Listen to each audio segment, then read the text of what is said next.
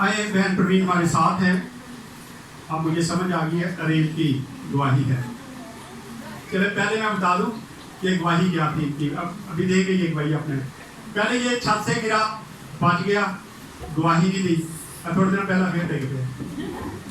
जब गवाही रोकी जाती है तो फिर वो दोबारा वही अमल दोहराया जाता है। इसलिए गवाही बहुत ज़रूरी है कि गवाही दिया करें। बहन प्रवीण हमारे साथ है, आए इनसे पूछते कि खुदा ने इनकी ज़िंदगी में कौन सा काम किया है। जी वही यीशु के बाबरकत नाम में आप सबको मेरा सलाम।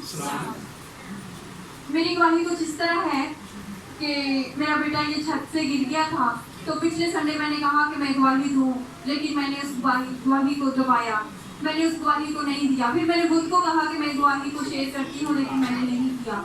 और मेरा बेटा छत से जब गिरा तो ये बहुत बुरा गिरा। तो मैं और मेरी बेटी ने जब इसको उठाया, बड़ी मुश्किल से हमने इसको खड़ा किया, तो इसका इतना वजन था कि मैं कहती थी कि पता नहीं इसकी टांग टूट गई है।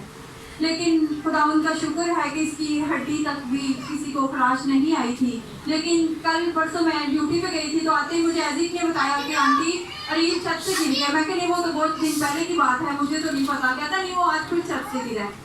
तो मैंने कहा अच्छा मैं घर जाकर उसको देखती हूँ तो वो कैसे छत से गिरा। लेकिन जब ये छत से गिरा था तो जैसे ये छत से गिरा है, इसका मुंह नीचे लगता तो इसका मुंह खराब भी हो सकता था, हड्डी भी इसकी टूट सकती थी, कुछ भी इसको हो सकता था।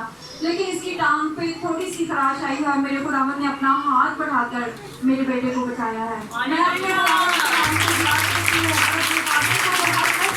हमारे लिए दुआएं करता रहता है और हम हर एक मुश्किल से और हर एक मुसीबत से बच जाते हैं। हमें हमेशा चाहिए कि हम अपने खुदावंद पर तवक्कुल रखें और जब बाहर जाएं तो अपने बच्चों को खुदावंद के हाथों में सौंप के जाएं, क्योंकि बच्चे शरारती होते हैं और ये शरारतें भी करते हैं। ये सारा इज्जत और जलाल खुदावंद के नाम को लेकर आता है।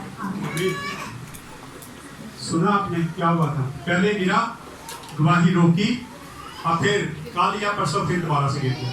अगर यही गवाही पहले दी जाती तो शायद ये बच्चा दोबारा ना गिरता। लेकिन खुदा का शुक्र है कि बच्चा महफूज रहा। हम खुदा के शुक्रगुजार हैं।